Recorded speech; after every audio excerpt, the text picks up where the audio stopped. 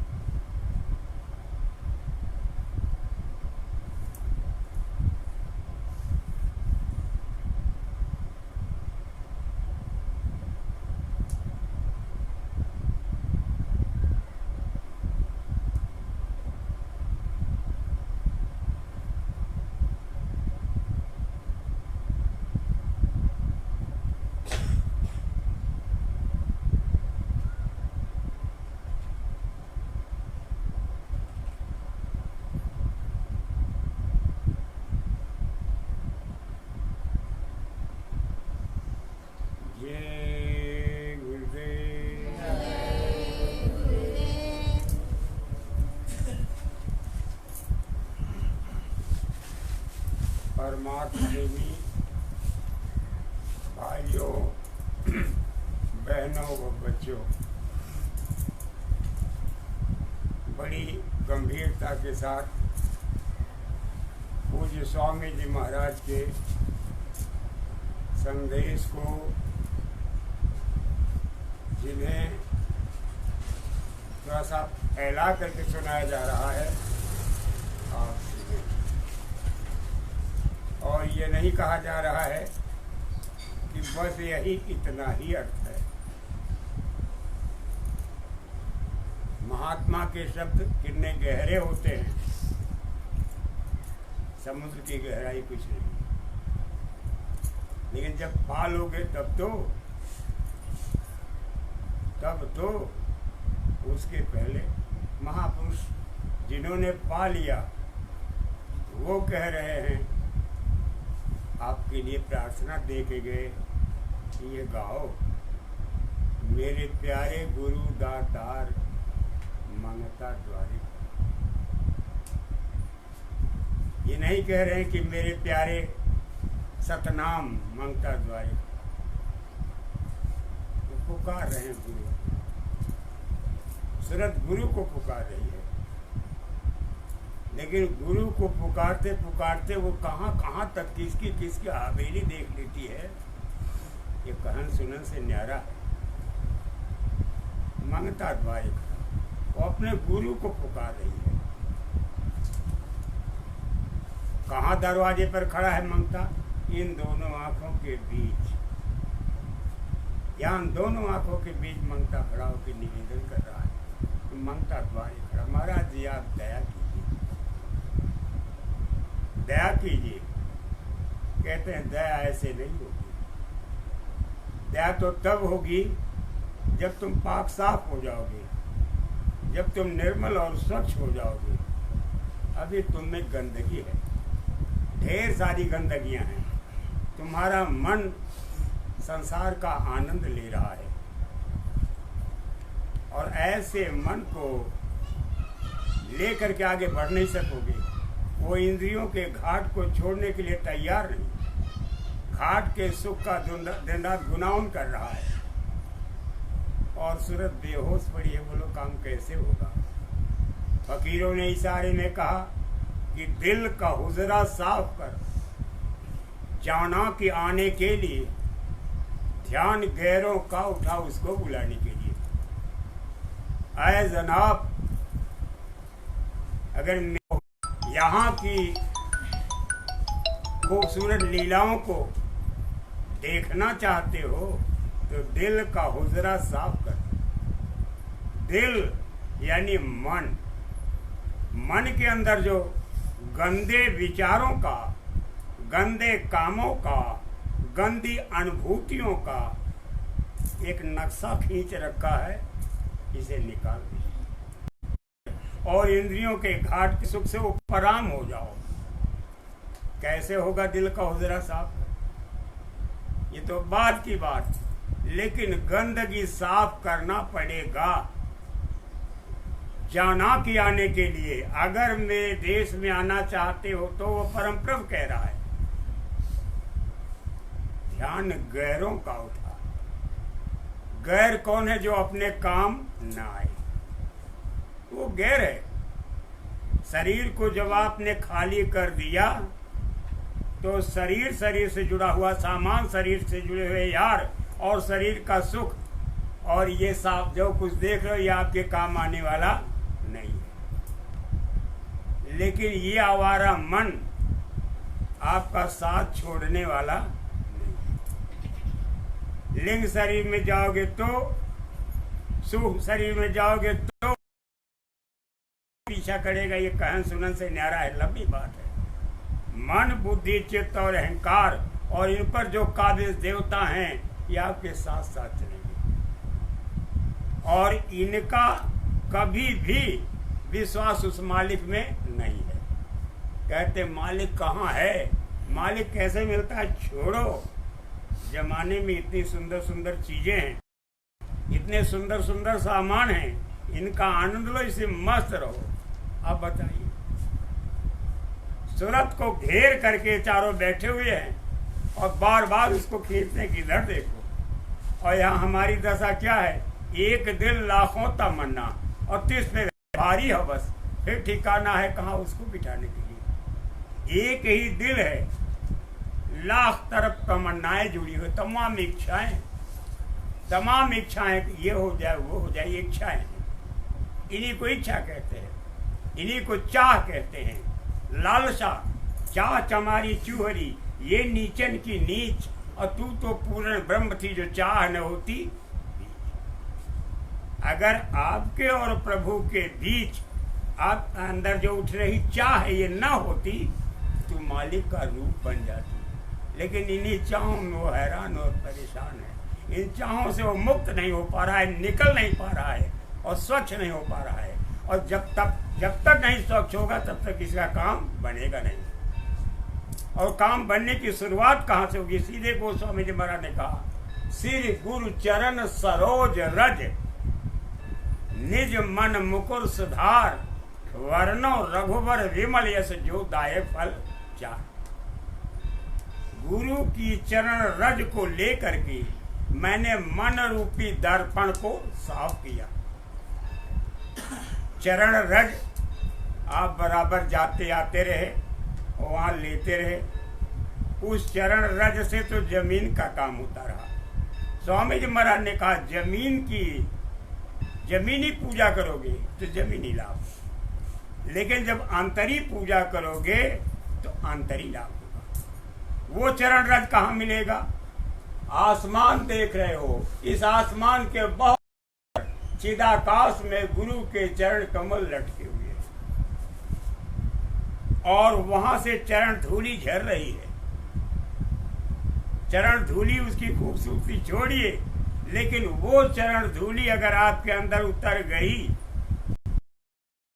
दर्पण साफ हो जाएगा। वो है चरण धूली से मन का दर्पण साफ हुआ। मन कहाँ बैठा जानते भी नहीं। दोनों आंखों के बीच यहाँ मन कहाँ है, कहाँ सूरत है, कहाँ चित्त है, कहाँ बुद्धि है, कौन देखने जा रहा है? कोई नहीं देख पा रहा। ये तो यहाँ प्रभाव दिखाई देगा, है ये लीला हो रही ऊपर ऊपर। जब वो शब्द आने लगेगा, झरने लगेगा, तो वो अपना काम करता है। जैसे आपने मेहमान को बुला लिया और आपने उनके रुकने की व्यवस्था कर दी, वो अपना काम करेगा, आप अपना काम करेंगे। ऐसे वो मेहमान है, आप उसको पुकारो कि हे मेरे मालिक आप दया करो, दया करो, दया करो मेरे साइया, मैं हूं बहु जलमाई, आप ही बह जाएंगे जो ने पकड़ी बात। आप दया करो मेरे मालिक। तो जब दया की टेर लगाओगे तो जाने कहाँ चरण कमल खिले हुए दिखाई नहीं दे रहे हैं, लेकिन वहां से धीरे धीरे धीरे धीरे बहुत ही मधुर और मोहक आवाज आपके अंदर में उतरने लगेगी। तब आप ये कहोगे कि आवाज कहाँ से आ रही है? ऐसी आवाज, वैसी आवाज, इस तरह की आवाज कैसे? मैंने तो कभी नहीं सुनी। और जब वो आवाज अपने अंदर उतरने लगेगी, उसी आवाज से आपका ये मन रूपी दर्पण, जिसको हम दिल की तरह देखते हैं, ऐसे इशारे में समझाया जाता है, ये साफ होगा। और जब साफ होगा, इसी में आत्म रूप का दर्शन तब होगा जब आपकी दिव्य दृष्टि खुल जाएगी। दिव्य दृष्टि कैसे खुलेगी? कोई तरीका जमीन पर नहीं है कि उस तरीके से पूछ लो। जब स्वामी महाराज ने कह दिया कि शरीर की पूजा से आत्मा का काम नहीं होगा, आत्मा का काम आत्मा की पूजा से होगा, और उस परम प्रभु की निज मौज से होगा। और परम प्रभु की निज मौज की बरसात तब होगी जब गुरु महाराज की कृपा होगी। सीधे लग कहते हैं कि श्री गुरु पद नख मणिगण ज्योति, सुमिरत दिव्य दृष्टि ही होती।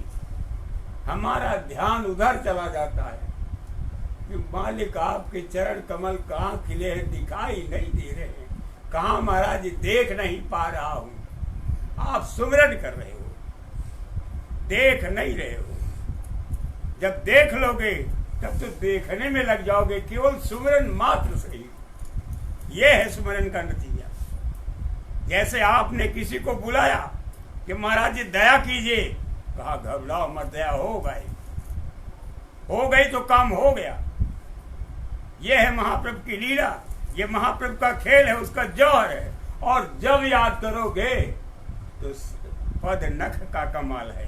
नख की सुमिरत दिव्य दृष्टि ही होती, जैसे स्मरण करोगे दिव्य दृष्टि खुल जाएगी। दलन मोह तम सोस प्रकाश, और बड़े भाग्य उरावई, बड़े भाग्य से अपने अंदर में आता है। कैसे आता है कि शब्द के रूप में वो नख से झरने वाली धूल। प्रेमी भाई बहनों, हम सब जाने अनजाने में धीरे धीरे बड़ी गजब की विद्या, आश्चर्यजनक खेल, सभी जातियों, कौम और मजहबों के लिए एक उधर चल पड़े हैं। और जब चल पड़े हैं तो पीछे मुड़कर देखने की जरूरत नहीं है। स्वामी जी महाराज ने यह कभी नहीं कहा कि आप अपनी घर गृहस्थी के काम को विश्राम दे दें, बल्कि अपना काम काज मेहनत और ईमानदारी के साथ करें और उसमें से समय निकाल करके रात में घंटे 2 घंटे के लिए बैठ करके उस मालिक को आप पुकारो, लेकिन मंगता की तरह उसके अंदर भी दर्द फूट जाए। देखिए कितने दिन से ये मांग रहा है, भीख मांग रहा है, लेकिन किसकी भीख? दया की भीख। और किससे मांग रहा है? गुरु से। जब तक गुरु की स्वच्छ छवि ना आ जाए, ऐसे महाराज जी दया करो, आप दया करो, तमाम व्यवधान आएंगे, तमाम तरह की परेशानियां आएंगी, तमाम तरह की जिल्लतें उठानी पड़ेगी, तमाम तरह की तकलीफें उठानी पड़ेगी, लेकिन आप चलते रहो। जाने कब मालिक की मौज हो जाए, उस मौज की प्रतीक्षा कीजिए। घबराने की जरूरत नहीं। जो प्रारब्ध में है वो मिलेगा, जो आपके भाग्य में लिखा है वो मिलेगा। आप बड़े प्यार के साथ स्वामी जी महाराज के वचन को सुने। बोलो जय गुरुदेव।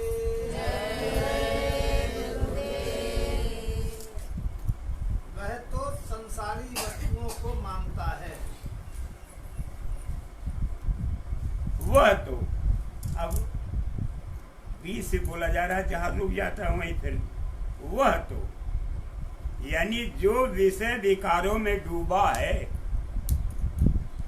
जो इंद्रियों के घाट पर बैठ करके भोगों का आनंद लेने में मस्त है, वो तो यही रह जाता। वो क्या करें, फिर से कहो। तो भगवान को नहीं मांगता, वह तो संसारी वस्तुओं को मांगता है। का वो भगवान को भूल करके संसारी वस्तुओं की भीख मांगता है कि महाराज जी मेरे घर में बच्चे नहीं हैं, मेरी बहू परेशान रहती है, मेरी खेती में अच्छी उपज नहीं है, बच्चों को नौकरी नहीं है, घर में परेशानी है, ऊंचा कुल खानदान, आज हमारी ये दशा है। हम अपने अंदर की तकलीफ को कह भी नहीं सकते, पीड़ा को बर्दाश्त करते हैं, किसी से कुछ नहीं कहते। महाराज जी आप अंतर्यामी हो, तुम सब जानो अंतर्यामी, पूर्व मोर मनोरथ स्वामी। महाराज जी आप सब जानते हैं, मेरे मनोरथ को आप पूरा करें। कहते मनोरथ माने क्या होता है? क्या होता मनोरथ? मनोरथ माने महाराज जानते नहीं, सुन लिया था कि मनोरथ कहना चाहिए। मनोरथ का मतलब होता है कि मन का अर्थ, मन का उद्देश्य, मन का लक्ष्य, मन की आवश्यकता, जिससे मन की शोभा बढ़े। अब मन है कौन? बड़ा बैरी है मन घट में, इसी का जीतना कठिना, जिन्होंने मार मन डाला उन्हीं को सूरमा कहना। सबसे बड़ा जानी दुश्मन मन आपके घट में बैठा हुआ है, और आप उसको मीठा मोहक आकर्षक मानते हो, और आप उसके उद्देश्य को पूरा करने की बात करते हो, और वो जो है इंद्रियों के घाट पर बैठ करके भोगों का भोग भोगने की इच्छा बराबर जाहिर करता है, तो मालिक की बात ही नहीं करता। अब बताओ, जब कह दिया गया कि जन्म मरण सुख दुख और भोगा खान लाभ प्रिय मिलन वियोगा, काल करम बस होई गोसाई बर बस रात दिवस की नहीं। जन्मना मरना सुख दुख आन लाभ यश और अपयश, इतनी क्रियाएं जो विधना ने लिख रखा काल माया की निज मौज से, जो आपके प्रारब्ध में टांक दिया गया है, उसमें तिल भर भी राई भर भी अंतर पड़ने वाला नहीं है। आप उसके लिए क्यों चिंतित हो? जो थोड़ा धैर्य धरो, थोड़ा धैर्य धरो, वक्त की प्रतीक्षा करो, दिन बदलते देर नहीं लगती। सीधे इतिहास उठा करके देखे, साफ शब्दों में कहता है, सोचाग्रे नयो दाश्याम बिना युद्धेन केशव, ऐ केशव सुई के अग्रभाग भी मैं बिना युद्ध के देने वाला नहीं। वही महाभारत के विशाल मैदान में पड़ा है। कहे महाराज जी सुई के अग्रभाग तो दूर, अब तो सारा ले जा रहे हैं। कहे ले तो तब जा रहे जब मैं जा रहा हूं, छोड़ के जा रहा हूं, मैं छोड़ के जा रहा हूं इसलिए दे रहा, ले जाए, लेकिन मैंने अपने सामने नहीं लेने दिया, न दिया। अब बताओ क्या मिला? जाते जाते भी दिल में वो चीज भरी है कि मैंने अपने सामने उसे सुई के अग्रभाग भी नहीं दिया। सोच डालिए, जहां आशा आता है बासा, जहां आशा होगी वही बासा। आप कैसे ऊपर जाओगे, कैसे ऊपर जाओगे, सोचने की बात तो ये है भाई बहनों। ये प्रेम और बैर, ये राग और द्वेष और घृणा, जो भी आपके दिल दिमाग में भरा हुआ है, जो चीजें आपके घर अंदर में समा चुकी हैं, जो मन में समा चुकी हैं, ये आपको लेकर के डूब जाएंगे। अगर इनसे उबरना चाहते हो, इनसे मुक्त होना चाहते हो, निज देश में जाना चाहते हो, तो उस मालिक को पुकारो, हे मेरे मालिक आप दया करो, दया करो। जाने कितने दिन बीत जाएंगे, कभी तो दया होगी, कभी तो होगी। हाँ बोलो। इसलिए उसे परमार्थी नहीं समझना चाहिए। ऐसे जीव जो इंद्रियों के घाट पर बैठ करके भोग के सामानों की माला जप रहे हैं कि मुझे ये चाहिए वो चाहिए, बोलो 1 लाख पूत, 1.25 लाख नाती और तारावण घर दियन बाती, चिराग जलाने वाला नहीं बचा। 100 बच्चे मारा धृतराष्ट्र के और पूरा परिवार स्वाहा हो गया। बताइए सती गांधारी क्या करे? उसका पति जब चीख रहा है, कहा मैं जंगल में जाऊंगा और अपने शरीर को सौंप दूंगा पशुओं के हवाले। अब बताए वो क्या करे सती गांधारी? उसका सतीत्व किस काम आया? इसलिए कि उसके परिवार का अगुआ जो है उसने युद्ध चुना, प्रेम नहीं चुना। अगर प्रेम चुना होता तो भी रास्ता निकल आता, प्रभु को याद किया होता और रास्ता निकल आता, लेकिन उसने युद्ध चुना और उसका नतीजा सामने आया। भाई बहनों, हमारे बुजुर्गों का जैसे इतिहास रहा उसे हमने विदा कर दिया, उनकी यादों को विदा कर दिया, कभी कभार याद करते हैं। ऐसे हमको आपको भी एक दिन इतिहास की गोद में फेंक देंगे। अरे थे कोई रहे होंगे, बात दूर के, लेकिन आप जो है परम प्रभु के प्यार की भीख मांगे, वरना अंत में मिलेगा क्या? जहाँ आशा तय बाशा, जहाँ आप आशा करोगे आपको मालूम है नहीं, तब तक कहें कि ब्राह्मण को भोग खिलाओ, ब्राह्मणों को खिलाओ। अब बताइए, ब्राह्मण, अगर आप जिस्म की बात करो ब्राह्मण ही है तो ब्राह्मण ही लिख रहे हैं, और अगर परम संत कहते हो तो परम संत लिख रहे हैं कि बाभन भोजन दिए घाई, अंत जोनी बिच्छू कर पाई। अब बताइए, सारा शरीर तो पाक साफ रहा, लेकिन जरा सा पूंछ जो है वही टनकारे मार देती थी, और टनकारे मार देने का मतलब कि हवा खराब हो जाए। अब बताइए, इतने जहर, कितना नुकसानदेह सिद्ध हुआ, उसी में उसकी पूरी जिंदगी बीत गई, 84 की धारा में बह गया। इसलिए भाई बहनों, सीधे कहते हैं पीपर पूजो बरिस हजारा और देही पाई कान खजूरा तेरा। 1000 वर्षों तक पीपर पूजा, और ये किया और वो किया, पाथर पूजा, नदी गए और ये किया वो किया, और अंत में नतीजा मुक्ति नहीं मिली। तब जाकर के लोग मरीज को समझाते हैं कौन ब्रह्मा कि जाओ सदगुरु की तलाश करो, रास्ता वो बताएंगे मेरे यहाँ आने का। गोस्वामी जी महाराज ने अपनी कलम से लिखा कि बहु मुनि वेद पुराण पंथ बहु लागत मोह झगड़ो सो, गुरु ने कहो नी को राम भजन लागत मोह राज डगरो सो। मैंने संसार में क्या देखा, ये तो घटघोर जंगल है, माया का जंगल है। यहाँ बहुत सारे पुराण पंथ और तमाम तरह के झगड़े, तमाम तरह के मत मतांतर, इन झगड़ों में मेरी समझ में नहीं आया कि मैं क्या करूं। लेकिन इत्तेफाक गुरु मिल गए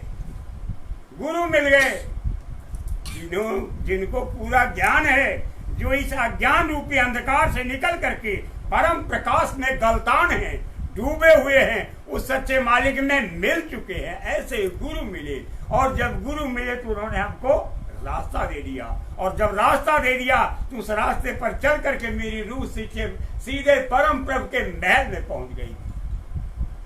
मैं भई अगम की दासी, मेरी सूरत भई अविनाशी, स्वराज्य साम्राज्य विभूति रेशा, भगवत कृपा श्री महिमा प्रसादार प्राप्ता मया श्री गुरुवे महात्मने, नमो नमस्ते पुनर्नमोस्त। तब वो गुरु की महत्ता को, गुरु के आदर्श चरित्र को कहते हैं। अरे भाई बहनों, आपसे स्वामी जी महाराज कह रहे हैं कि आप जरा मुड़ो और उस मालिक से दया की भीख मांगो कि हे गुरु महाराज, आप हम पर दया कीजिए। जीवन के अंतिम क्षणों में भी आपका मनोरथ सिद्ध हो जाए, पूरा हो जाए, तो समझ लेना कि मालिक की मौज हो गई, गुरु महाराज की दया हो गई। वरना 4 जन्म लग जाते हैं और फिर कितने जन्म इंतजार करते हैं, लेकिन मनोरथ पूरा होगा। इसलिए उसने पकड़ रखा है और वो छोड़ने वाला नहीं है। आप पक्का भरोसा करो। अगर आपका भरोसा टूट जाएगा, संशय आपके अंदर पैदा हो जाएगा, तो संशय आत्मा विनश्यत, संशय जो है आत्मा के विनाश का कारण बनती है, आत्मा के वजूद का विनाश हो जाता है, आत्मा की तपस्या लूट जाती है, और आत्मा बेचारी कुछ नहीं कर पाती। तपस्या को कौन लूटता है? ये मन, और लूट करके सब गंवा देता है। भाई बहनों, आप उधर आइए, इधर स्वामी जी महाराज इशारा कर रहे हैं, बोलिए। उसको संसारी कहते हैं। जो संसारी है वो संसारी है, उसको संसारी कहते हैं। जिनके अंदर संसार बस चुका है, संसार के लुभावने ख्वाब बस चुके हैं, संसार के भोगों का सामान आपके अंदर में बस गया और संसार की चाहें रमण करने लगी, तो परम प्रभु कहाँ वास करेगा? कहाँ वास करेगा? किस दर पे बैठेगा? आपका मन, आपकी बुद्धि, आपका चित्त और अंतःकरण गंदा है, वो कहाँ बैठेगा? इसीलिए कह रहे थे कि दिल का हुजरा साफ करो, दिल की गंदगी को साफ करो। और वो साफ कोई झाड़ू से नहीं होगा, आपके किताब पढ़ने से नहीं, गंगा जमुना में नहाने से नहीं, मंदिर मस्जिद गिरजाघर गुरुद्वारे में जाने से नहीं। साफ होगा केवल उस शब्द से, वो शब्द जो ऊपर से उतर रहा है। सुनी मैंने हरि आवन की आवाज, हरि के आने की आवाज सुनी, वो शब्द हाहाकार करता हुआ और तमाम तरह के वाद्यों के साथ, रसीले बोह शब्दों के साथ आपके घट में करता है। तो अंदर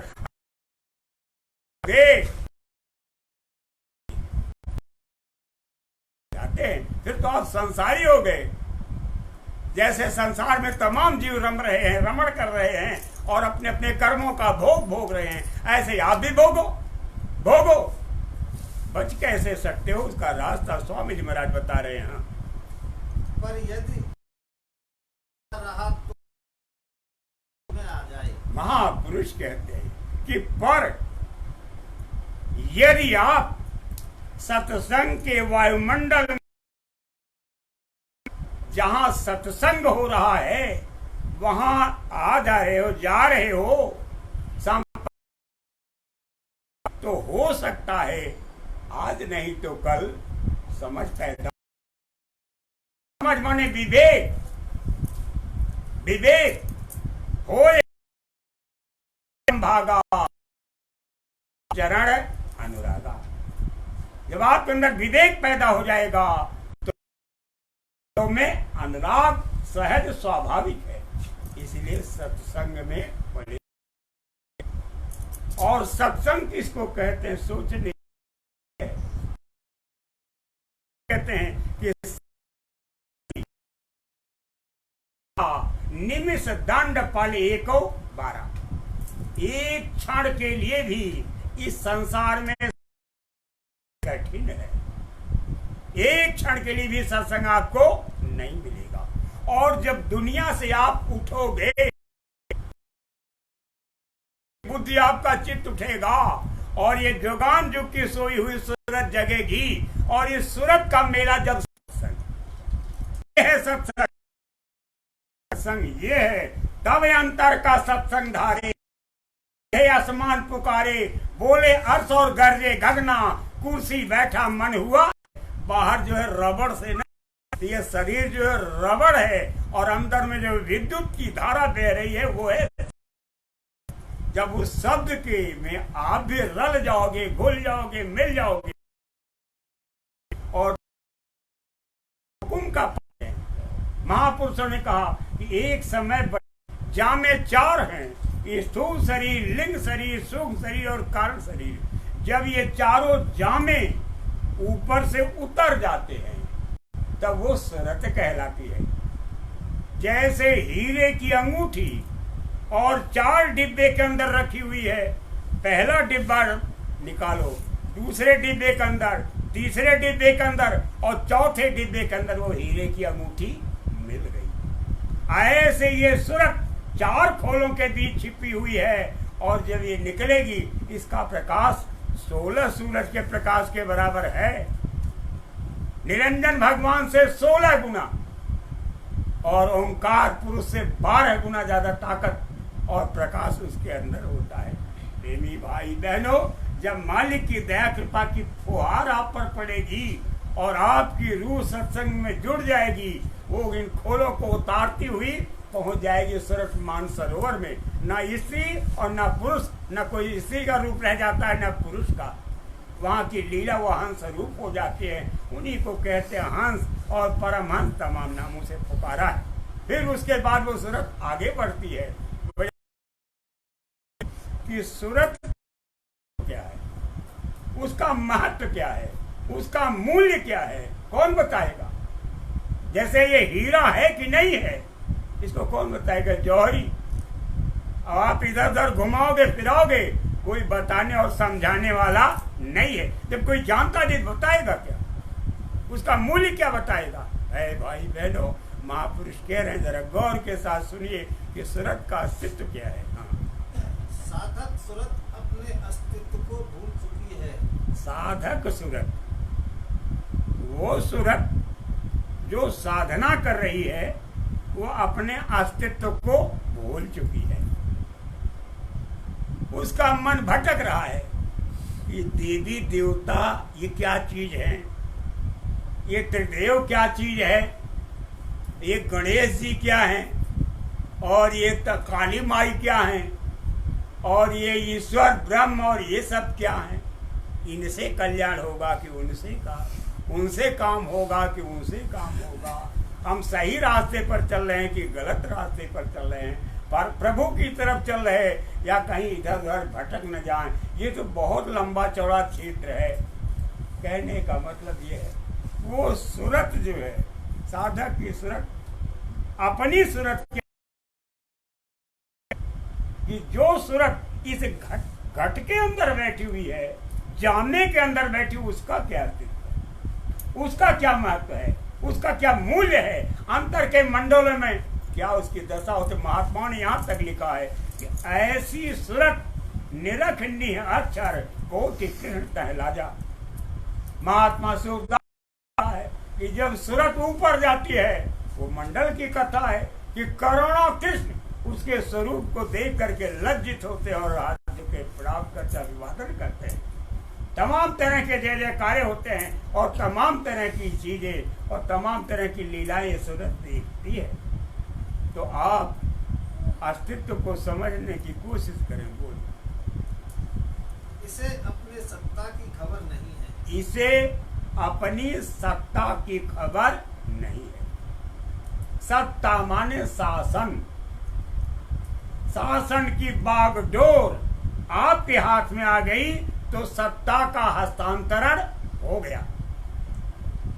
आप सपना देख रहे थे कि हम भी राजनीति में आएंगे, हम भी राजनीति में आएंगे, किसी तरह राजनीति करेंगे और राजनीति के लिए तमाम तरह का पापड़ बेल रहे थे और किस कुर्सी पर पहुंच गए? सबसे ऊंची कुर्सी पर। और जब सबसे ऊंची कुर्सी पर बैठ गए तब आपको मालूम हुआ कि मेरा अधिकार इतना ज्यादा है, इतना बड़ा है, इतनी बड़ी फौज और ये सब मेरा स्वागत कर रहे हैं और इतनी बड़ी जनता मेरा गुणगान गा रही है। मेरा अस्तित्व ये है, इसी को कहते हैं अस्तित्व। मेरा अधिकार ये है, इसी को कहते हैं सत्ता की प्रबलता। अरे भाई बहनों, ये सूरत जो इस घट में बेहोश पड़ी हुई है, इसको सोते से जगाने की जरूरत है। जब ये जगेगी इसका कमाल, इसकी लीला, इसका जौहर और खेल आपको देखने को मिलेगा, इसके पहले नहीं। बोलिए। ताकत का जौहर सूरत के अंदर मौजूद है। महापुरुष कहते हैं भाई लोग कि भीम के अंदर 100 हाथियों का बल था। शरीर भाई थे, शरीर तो ऐसी ही, लेकिन 100 हाथी से अगर लड़ा दिया जाता तो क्या भीम तोड़ सकते थे? लेकिन ताकत बताने की बहुत ताकत थी, बहुत ताकत थी। और कीचक को उसने मार दिया। कीचक भी बड़ा महान था। 100 हाथी की ताकत अगर एक शरीर में डाली जाएगी तो वो शरीर कितनी मोटी होगी, कितनी बड़ी होगी, शरीर चल फिर ही नहीं पाएगी। लेकिन जैसे कहते हैं इतने हॉर्स पावर का है, जितने हॉर्स पावर की बिजली जा रही है, तो ऐसे ही कहते हैं कि सूरत के अंदर इतनी ताकत है, इतनी ऊर्जा है, इतनी शक्ति है। उस शक्ति को और उसके चमत्कार को जब आप देखोगे तो बार बार नमस्कार करोगे, नमस्कार करोगे महाप्रभु की दया कृपा का। और देखोगे कैसे? गुरु महाराज की कृपा से। जब तक गुरु महाराज की कृपा नहीं होगी तब तक ये काम आपका होने वाला नहीं है। सूरत की ताकत को आप देखने की पुरजोर कोशिश करो और वो ताकत आपके अंदर छुपी हुई है। जैसे शरीर में शक्ति छुपी होती है, आंख में देखने की शक्ति छुपी है, कान में सुनने की शक्ति छुपी है और जीभ में टेस्ट लेने की शक्ति छुपी हुई है।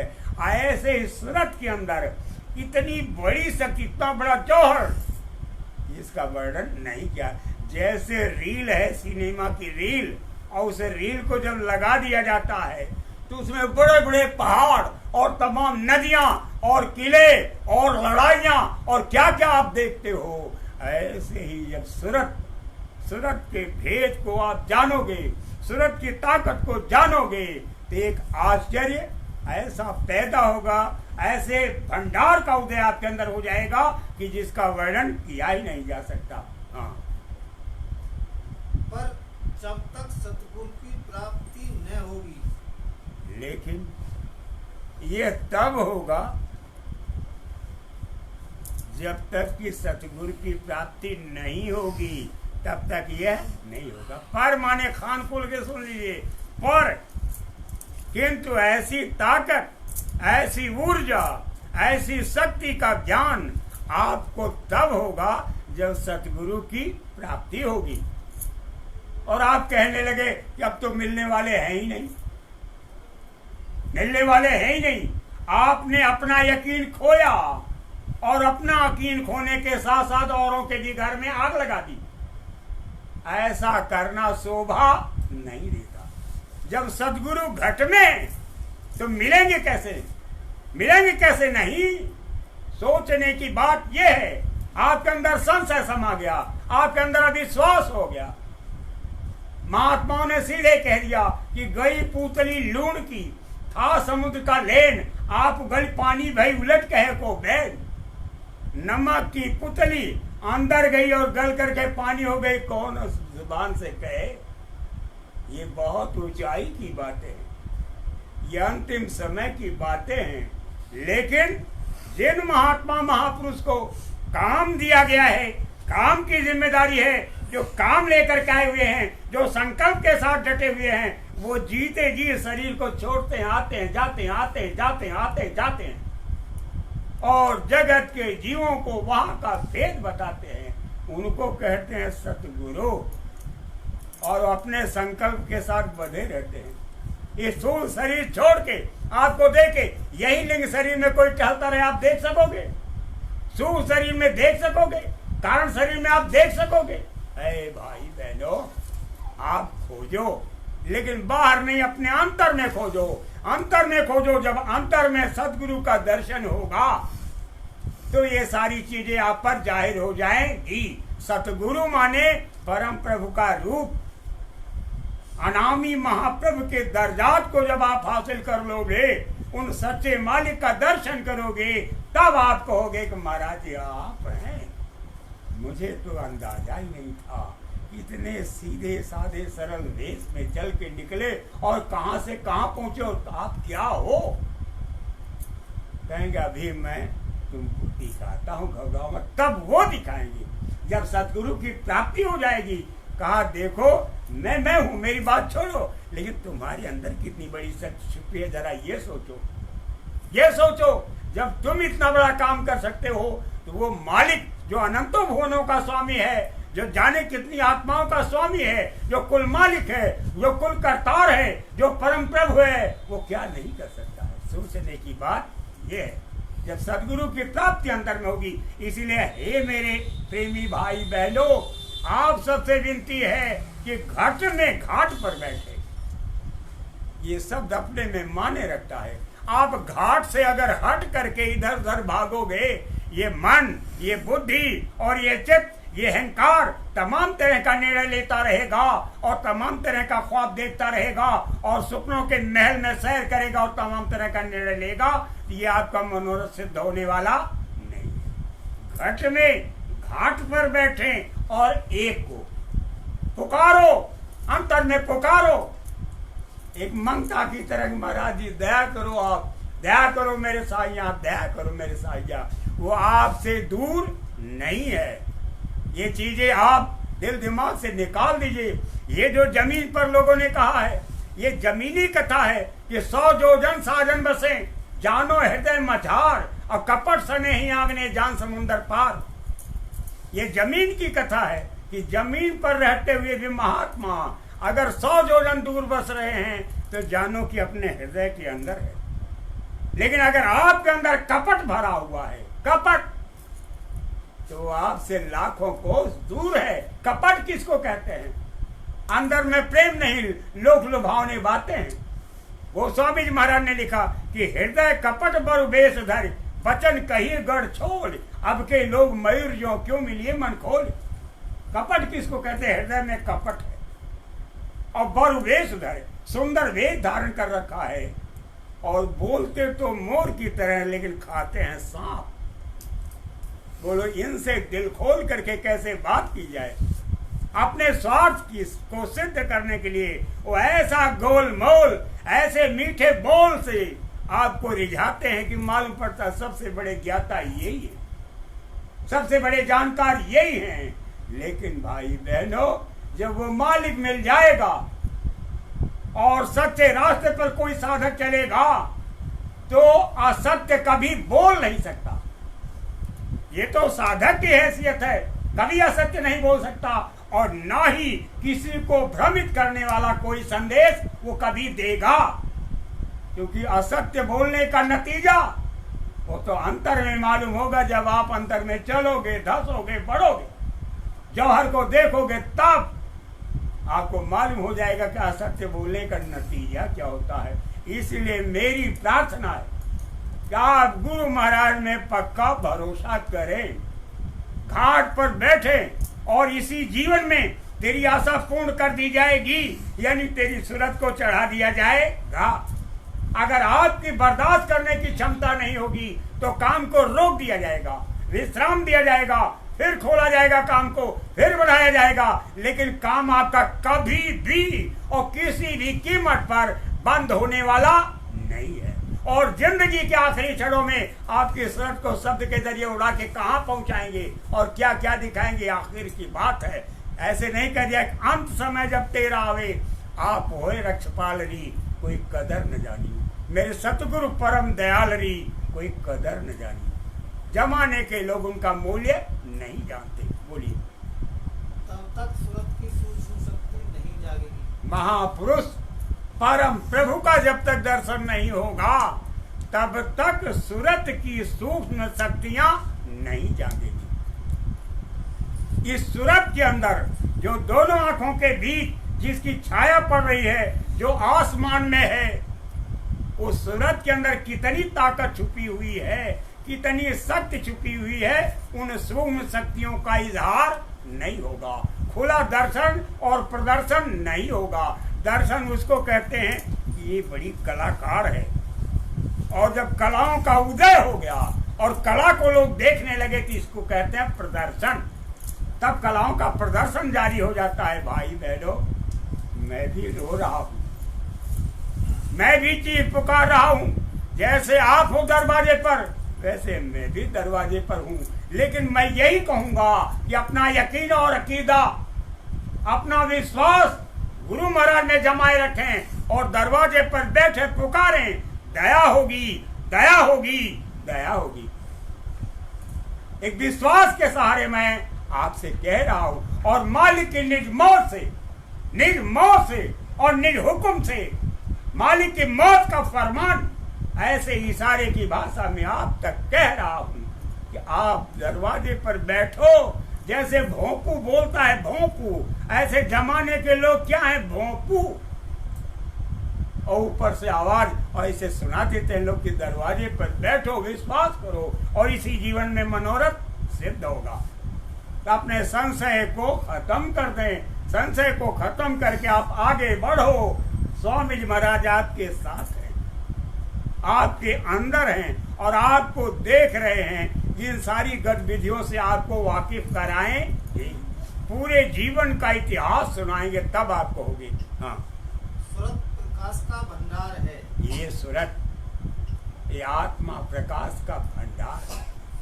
छोटा या बड़ा या और कितना बड़ा है, ये आकार नहीं बताया जा रहा, लेकिन ये प्रकाश का भंडार। जैसे भंडार को खोल दिया जाए और उसमें फिर चम चम चम चम चम चम चम चम चमक आ रही हो, आंख काम न कर रही हो, कैसे ये सूरत जो है प्रकाश का भंडार है। जब इसको आप देखोगे तब कहोगे हाँ। पर सूरत क्या करे? पर सूरत क्या करे? उसके पास हाथ पांव नहीं है, आंख नाक कान नहीं है, वो बेहोश उसका अक्स पड़ा हुआ है। और इधर मन, जैसे खुजली हो जाती है तो खुजली के कीटाणु दिखाई नहीं देते, लेकिन रगड़ते रहिए, रगड़ते रहिए, रगड़ते रहिए। ऐसे ही इंद्रियों के घाट पर भोग की इच्छाओं ने हमारे अंदर ऐसी रगड़ पैदा कर रखी है, उसको दिन रात रगड़ रहे हैं और उसी में सुख की तलाश कर रहे हैं। इसमें सुख नहीं है। सुख है तो आपके अंदर है, प्रकाश का भंडार छुपा है, और आपका मन जो है लापरवाह है, बेपरवाह है, संशय में सना हुआ है, भोगों के गुनावन में लिप्त है। ऐसा खेल कैसे होगा? गौर के साथ सुनिए। हाँ। सूरत के प्रकाश से मन रचना करता है। सूरत के ही प्रकाश से मन रचना करता है।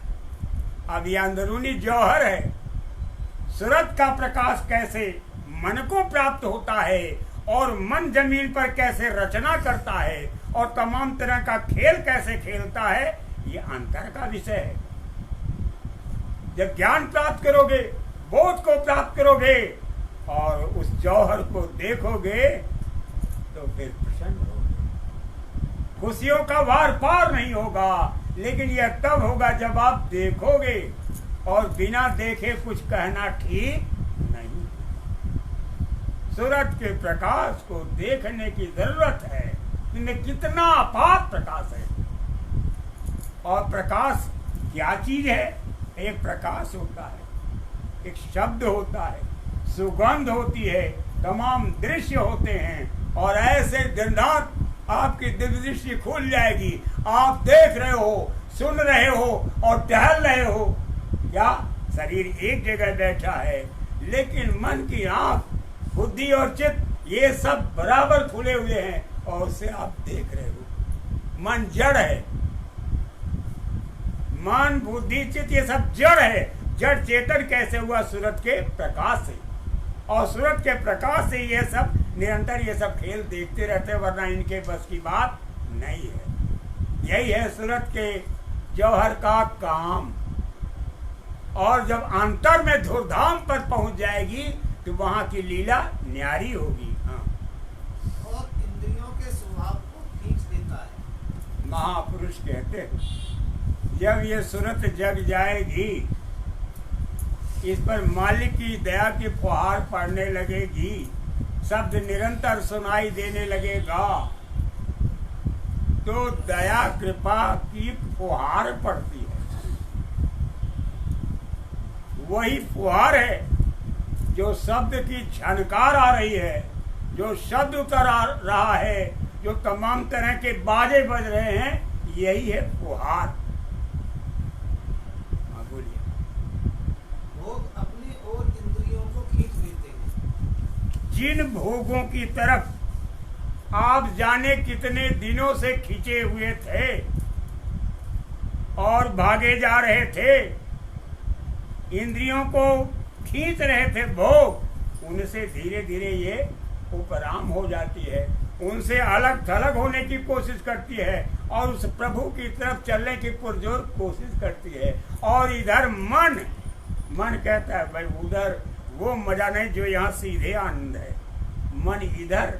लेकिन धीरे धीरे ये मन भी मान जाता है और ये फिर सूरत और मन दोनों मिलकर के अंदर का खेल देखते हैं, अंदर की लीला देखते हैं। मन अपनी जगह पर, बुद्धि अपनी जगह पर और चित्त अपनी जगह पर ये डेरा डाल देते हैं और ये सूरत सीधे मालिक के देश में चली जाती है। हाँ। इस तरह से सूरत अपने प्रकाश को जड़ पदार्थों के साथ मिला चुकी है। भाई बहनों, ये सूरत अपने प्रकाश को, वहां से ही प्रकाश छन रहा है, वहीं से जहाँ ये सूरज बैठी हुई है, प्रकाश चारों तरफ फैल रहा है और फिर वो उसका रूप, उसकी छाया यहाँ दोनों आंखों के बीच आकर के पड़ी और यहाँ उसकी ताकत से मन अलग बौखलाया हुआ पागल सा बना, इंद्रियों के घाट पर बैठ करके भोगों का भोग रहा है। कहा यहाँ चलो, वहां चलो, वहां आनंद है, वहां आनंद है, अमेरिका चलो, ईरान चलो, कुवैत चलो और वहां चलो और वहां पैसा है, वहां बहुत पैसा है। हमारे स्वामी जी महाराज ने कहा था कि जो लोग विदेशों में रह रहे हैं वो अपने देश में वापिस आ जाएं, वरना ऐसा वक्त आ रहा है कि उलट करके घर के सामान को नहीं देखेंगे और सीधे भाग छूटेंगे। आप देखो, स्वामी जी महाराज ने लाखों लोगों के बीच मंच से कहा था, क्या आपने देखा? एक एक बात जो हमारे स्वामी जी महाराज ने कहा है वो लोगों के सामने आया, आ रहा है और आएगा। संशय मुक्त होकर के आप, अगर ये कोई कहता है कि दवा पूछिए, दवा इस कोरोना की, तो दवा आप क्यों नहीं जान लेते? सीधी साफ सीधी बात है, शाकाहारी हो जाओ और दोनों कान को बंद करके ऊपर से जो शब्द उतरा उसको पुकारो। इससे बड़ी दवा, इससे बड़ी मुक्ति का उपाय और कुछ नहीं है। राम भजन सोई मुक्ति गोसाई, उससे मुक्त हो जाओगे, शरीर से भी मुक्त हो जाओगे, रोग से भी मुक्त हो जाओगे और सीधे इस बंदिश को तोड़ करके सुरत सच्चे देश में चली जाएगी। इससे बड़ी दवा और कुछ नहीं है। लेकिन इतनी ऊंची दवा इतने सस्ते में थोड़ी मिलेगी। सतगुरु वैद्य वचन विश्वास और संयम यह न विषय की आशा। ये लाइन जब सिद्ध हो जाएगी तब काम होगा। हाँ बोलिए। समय हो अब आप सबसे प्रार्थना है कि मेरे कहने सुनने में कहीं भी किसी भी तरह की कोई गलती हुई हो, आप सब क्षमा करें। हम भी आपकी तरह जूझ रहे हैं, सब समर में जूझ रहे हैं। अंतर यह है कि कोई 2 कदम आगे है, कोई 2 कदम पीछे है। आप सबसे विनती है आप इस काम में लगे रहें, अपने विश्वास को न खोएं। परम प्रभु एक दिन मिलेगा, शब्द सुनाई देगा। गुरु महाराज के प्यार को पुरजोर पाने की कोशिश करें। जय